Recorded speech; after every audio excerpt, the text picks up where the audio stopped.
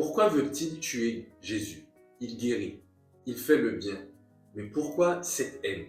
Nous sommes face à une tension extrême. Jésus vient de faire des œuvres bonnes.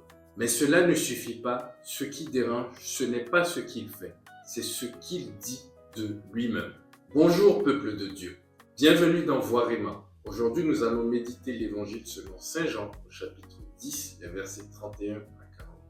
Écoutons maintenant la parole de Dieu. De nouveau, des Juifs prirent des pierres pour lapider Jésus.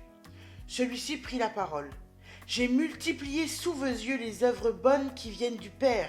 Pour laquelle de ces œuvres voulez-vous me lapider ?»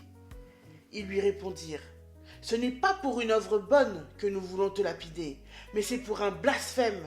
Tu n'es qu'un homme et tu te fais Dieu ?» Jésus leur répliqua. « N'est-il pas écrit dans votre loi? J'ai dit, vous êtes des dieux ?»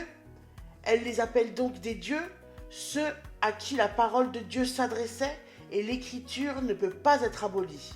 Or, celui que le Père a consacré et envoyé dans le monde, vous lui dites « Tu blasphèmes !»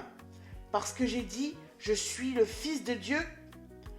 Si je ne fais pas les œuvres de mon Père, continuez à ne pas me croire, mais si je les fais, même si vous ne me croyez pas, croyez les œuvres. Ainsi, vous reconnaîtrez et de plus en plus que le Père est en moi et moi dans le Père. Eux cherchaient de nouveau à l'arrêter, mais il échappa à leurs mains.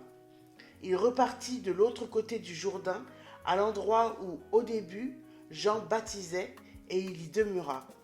Beaucoup vinrent à lui en déclarant « Jean n'a pas accompli de signe, mais tout ce que Jean a dit de celui-ci était vrai. » Et là, beaucoup crurent en lui. Amen. Les Juifs veulent lapider Jésus. Pourquoi? Pas pour ses œuvres. Ils le disent eux-mêmes, ce n'est pas pour une œuvre bonne. Ce qui les choque, c'est cela. Tu n'es qu'un homme et tu te fais pour Dieu. Jésus ne dérange pas par ses actions, mais il dérange par son identité. Face à cela, Jésus ne force pas. Il explique, il invite à croire, puis il se retire. Et ailleurs, beaucoup croient en lui. Jésus révèle une vérité essentielle. La foi ne s'impose pas, mais elle se propose. Même face au rejet, Jésus ne s'impose pas.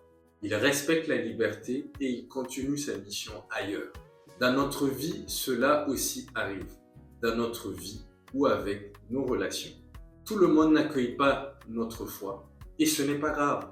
Nous sommes appelés à témoigner. Pas à convaincre à tout prix, pas à entrer en conflit, mais à aimer et à respecter.